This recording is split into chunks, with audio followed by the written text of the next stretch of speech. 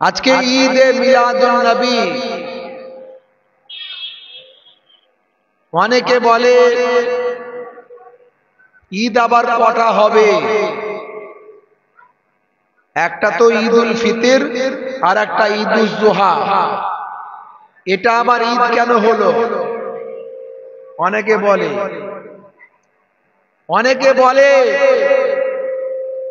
নবীর জন্ম দিবস করা যাবে না।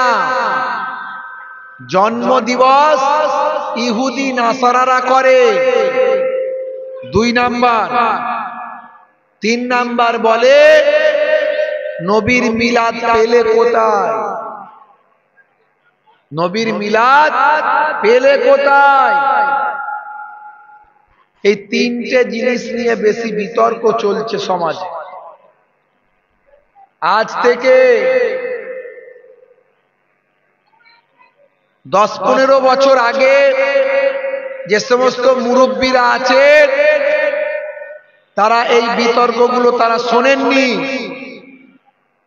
এই ইন্টারনেট সোশ্যাল মিডিয়া আসার পরে এক শ্রেণীর মানুষ বক্তা বেরিয়েছে,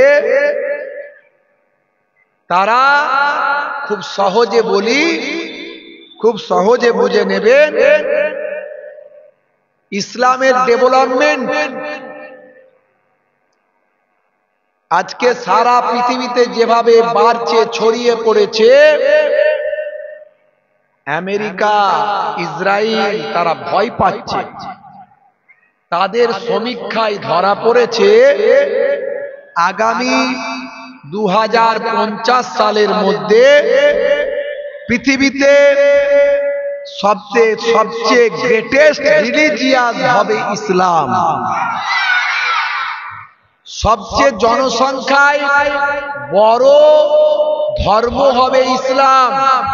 এই চিন্তায় আমেরিকা, ইসরায়েল, ইহুদি নাসারাদের ঘুম আউট হয়ে গেছে। তারা বিভিন্ন ভাবে ষড়যন্ত্র করছে। একদিকে তারা কোরআনকে বিকৃত করার চেষ্টা করছে। দেখবেন মাঝে মাঝে কোরআনের অক্ষরকে ভুলভাবে ছাপা হচ্ছে, বিকৃত করে দেয়া হচ্ছে। আর একদিকে কোরআনের মানে ভুল করা হচ্ছে। আর একদিকে আমাদের নবীর বিরুদ্ধে কখনো কার্টুন তৈরি করা হচ্ছে, কখনো ছবি তৈরি করা হচ্ছে, কখনো সিনেমা তৈরি করা হচ্ছে। খুব গুরুত্ব দিয়ে বুঝবেন। আমি প্রথমে ভূমিকাতে ছোট্ট করে বলে দিচ্ছি, বাচ্চারা বুঝবে না, আপনারা বুঝে নিন। অন্যদিকে মাইন্ড দিলে মাথায় ঢুকবে না। আর একদিকে আমেরিকা, ব্রিটেন, ইসরায়েল আমাদের মতো মোল্লা মৌলবীদেরকে, যারা অর্থলোভী, দুনিয়াতে যারা শুধু রিল্যাক্স করতে চায়, যারা মনে করে ইসলামের ব্যাপারকে হালকা করে দেব, যদি কিছু পয়সা ভালো করে কামানো যায় কামিয়ে নি, এদেরকে ওরা ভাড়া করে নিয়েছে। এদের অ্যাকাউন্টে মাসে মাসে ডলার ঢুকে দেয়। সেটা ভায়া ইসরায়েল হতে পারে, ভায়া আমেরিকা হতে পারে, ভায়া ব্রিটেন হতে পারে, কিংবা ভায়া সৌদি আরবও হতে পারে। এরা দেখবেন সৌদি আরবের উদাহরণটা বেশি দেয়, কোরআন হাদিসের উদাহরণের থেকে সৌদি আরবের উদাহরণ বেশি দেয়। সৌদিতে এটা নাই, সৌদিতে ওটা নাই। তখনই ওদের বলবেন সৌদিতে নাইট ক্লাব হয়েছে, ইসলামে কি চলবে? সৌদিতে বার তৈরি করেছে সৌদির বর্তমান প্রিন্স মোহাম্মদ বিন ভাই আমার বাদশাহ সালমান, যে এখন আছে প্রিন্স, সৌদিতে বার তৈরি করেছে। চলবে ইসলামে? সৌদিতে তৈরি হয়েছে গোয়ার মতো সি বিচ, চলবে? সৌদির উদাহরণ আমাদের দলিল নয়। সৌদিতে মাজার নাই, সৌদিতে নাকি মিলাদ নাই, সৌদিতে নাকি কিয়াম নাই, সৌদিতে নাকি দরুদ শরীফ নাই, সৌদিতে নাকি নবীর দিক সামনে দাঁড়িয়ে সালাম নাকি দেয়নি। ওরা জানে না কানা, এগুলো সবই হয়। কিন্তু তারপরও তারা উদাহরণ দেয়। তখন আমরা বলতে পারি বা বলেন সৌদিতে তো নাইট ক্লাব তৈরি হয়েছে, তাহলে কি চলবে? সৌদিতে তো বার তৈরি হয়েছে, হালাল বার, আবার নাম দিয়েছে হালাল বার, আবার হালাল। চিন্তা করতে পারেন? চলবে? তাহলে সৌদির উদাহরণ আমাদের দলিল নয়, আমাদের দলিল হলো আল্লাহর কোরআন এবং নবীর হাদিস। সারা পৃথিবীর বুকে তাকিয়ে দেখুন, শুধু সৌদির দিকে তাকিয়ে দেখলে হবে না। এতদিন পর্যন্ত সৌদিতে রাজত্ব করত উসমানিয়া সাম্রাজ্য, আপনাদের জানা আছে, ইতিহাস পড়লে পাবেন। যখন উসমানিয়া সাম্রাজ্যের পতন হলো, তখন সৌদিকে গ্রাস করলো ভাই আমার ওই আমেরিকা ব্রিটেনের ভাই আমার মিত্র শক্তি। বর্তমানে সৌদিতে রাজত্ব করছে আমেরিকা, ব্রিটেন, ইসরায়েলের মিত্র শক্তি। বর্তমানে যে সৌদির সরকার, এই সরকারের সঙ্গে সবচেয়ে বেশি আমেরিকা, ব্রিটেন আর ইসরায়েলের ভালো সম্পর্ক, সুসম্পর্ক। এদের সঙ্গে মুসলিম দেশের সুসম্পর্ক নাই, ইহুদি নাসারাদের বেশি সম্পর্ক। এরা ঘুরিয়ে ফিরিয়ে তাদের এই এজেন্ডা বাস্তবায়িত করছে, যাতে করে আগামী 2050 সালের মধ্যে তাদের সমীক্ষায় ধরা পড়েছে পৃথিবীতে সবচেয়ে বেশি মানুষ যে মহাপুরুষকে ফলো করবে তিনি আর অন্য কেউ নন, হিজ প্রফেট মুহাম্মদ সাল্লাল্লাহু আলাইহি ওয়াসাল্লাম।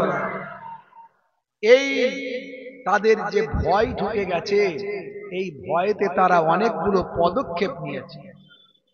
একদিকে যেমন কোরআন বিকৃত করা, আর একদিকে তেমন হাদিসের নামে জাল হাদিস তৈরি করে সমাজে বিভ্রান্ত তৈরি করা, আর একদিকে বক্তব্যের মধ্যে দিয়ে মুসলিম সমাজকে ভাগ করে ইসলামের মধ্যে ঘৃণা তৈরি করা। এই কাজগুলো তারা করছে কিছু মোল্লা মৌলবীকে আমেরিকা ভায়া ইসরায়েল ভায়া ব্রিটেন ভায়া সৌদি তাদের অ্যাকাউন্টে ডলার রিয়াল ঢুকিয়ে দিয়ে তারা তাদের মতগুলো মানুষের কাছে ঢোকাচ্ছে।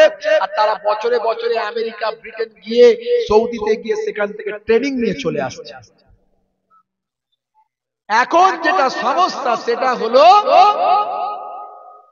আমাদের নবী যে সুন্দর প্রোগ্রামগুলো, অনুষ্ঠানগুলো, যে সমস্ত আমলগুলো আমাদের দিয়ে গেছেন, সেই আমলগুলোর মধ্যে বিতর্ক তৈরি করতে হবে। এটাই ওদের এখন মেন এজেন্ডা হয়ে দাঁড়িয়েছে। ফাতিহা ইয়াজদাহাম চলবে না বেদাত, ফাতিহা দুয়াজদাহাম চলবে না বেদাত, সাবে বারাত চলবে না, সাবে মেরাজ চলবে না, ঈদে মিলাদুন নবী চলবে না, হারাম। বুঝতে পারছেন? তারাবির নামাজ 20 রাকাত চলবে না, নামাজ এইভাবে চলবে না। এই একটার পর একটা যেগুলো আপনার বাপ 14 পুরুষ দাদু পরদাদুরা করে গেছে, এরা এখন নতুন বেরিয়ে এই মোবাইলে শুধু রাত দিন এদের কাজ হলো ভাষণ দেওয়া, দিয়ে সমাজের বুকে অস্থির পরিবেশ তৈরি করো, দ্বন্দ্ব, মারপিট, ঝগড়া, হাঙ্গামা তৈরি করে মুসলমানে যখন মারপিট করবে, দাঙ্গা হাঙ্গামা করবে এগুলোকে নিয়ে, তখন কেসিয়াস কেলে, টাইসন, হ্যানুম্যান, Gary Miller, Jennifer, Michael Jackson, এরা তো নবীর আখলাক দেখে, ইসলাম দেখে এরা নবীর শিষ্য হয়েছে। এরা দেখবে ইসলাম ধর্মের মধ্যে এত মারপিট দ্বন্দ্ব, ওই ইসলাম জানার দরকার নাই। তাহলে 2050 সালের মধ্যে তারা যে সমীক্ষাটা করছে, সেই সমীক্ষাটা আর বাস্তবায়িত হবে না। এদের প্ল্যান প্রোগ্রামটা অনেক দূরের, আমরা বুঝি না। সেই এলেম, সেই হিকমা তো নিয়ে আমরা গবেষণা করি না। গবেষণা করলে বুঝতে পারবেন। সুলতান সালাউদ্দিন আইয়ুবী, আমি একটা এক্সাম্পল দিই, আপনি বলবেন ভাইজান এত বড় কথা বলছেন। সুলতান সালাউদ্দিন আইয়ুবী, আপনি ইতিহাস পড়ুন। যখন বাইতুল মুকাদ্দাস জয় করেছিলেন, মুসলমানরা খুব আনন্দ পেয়েছিল যে আমাদের মসজিদ আমরা ফিরে পেয়েছি। কিন্তু সুলতান সালাউদ্দিন আইয়ুবী আনন্দ করেননি। তিনি তার গোয়েন্দা বাহিনীকে ডেকে বলেছিলেন, আমি এখনো আনন্দ করতে পারছি না, তার কারণ আমার মনের ভিতর খুটকা লেগে আছে, আমার ব্রেনের ভিতর অ্যাটাক করছে যে আমার দলের মধ্যে, আমার এই ইসলামের মধ্যে অনেক গাদ্দার ঢুকে বসে আছে, যারা অরিজিনালি ইসলাম মেনেই চলে না। তারা মসজিদের মাইকে মেম্বারে দাঁড়িয়ে মুসলমানদের ভিতরে বিতর্ক তৈরি করছে। আসলে তারা মুসলমান কিনা এটা গোয়েন্দা দপ্তরকে খুঁজে বের করতে হবে। ভাই আমার, ইতিহাস বলছে সুলতান সালাউদ্দিন আইয়ুবী গোপনে গোয়েন্দা দপ্তরকে প্রত্যেকটা ইমাম সাহেব, মাওলানা সাহেব, মুফতি সাহেবের পেছনে লাগিয়ে দিলেন। দীর্ঘদিন ধরে সেই লোকগুলো, গোয়েন্দাগুলো তাদের পিছনে ঘুরে ঘুরে তাদের মতো হয়ে গিয়ে শেষে বের করে নিয়ে এলো। এইরকম কয়েকশো ইহুদি নাসারা ইসলামের দুশ্মন, নবীর দুশ্মন ধরা পড়লো, যারা অরিজিনালি কোনো মুসলমান ছিল না, অথচ তারা এত বড় বড় মাওলানা হয়ে গিয়েছিল, আমার আপনার থেকে বড় পণ্ডিত হয়ে গিয়েছিল। মুসলমান সেজে ইসলাম নিয়ে পণ্ডিত হয়েছে, কিন্তু সে মুসলমানই নয়। সে মসজিদের মাইকে দাঁড়িয়ে দাঁড়িয়ে এমন এমন উস্কানিমূলক কথা বলছে যাতে করে মুসলিম সমাজের মধ্যে বিভক্ত তৈরি হয়, ভাগ হয়ে যায়, ঝগড়া হয়, মারপিট হয়, দ্বন্দ্ব হয়। বুঝতে পারলেন? সুলতান সালাউদ্দিন আইয়ুবী তাদেরকে শাস্তি দিয়েছিলেন নিয়ে। সেই চক্রান্ত এখনো আছে, আর তারই এক একটা পাঠ হলো কোরআন হাদিস সম্মত ডাইরেক্ট যেখান থেকে আপনি প্রমাণ পান ঈদে মিলাদুন নবীর কথা। এরা বলছে ঈদে মিলাদুন নবী হারাম,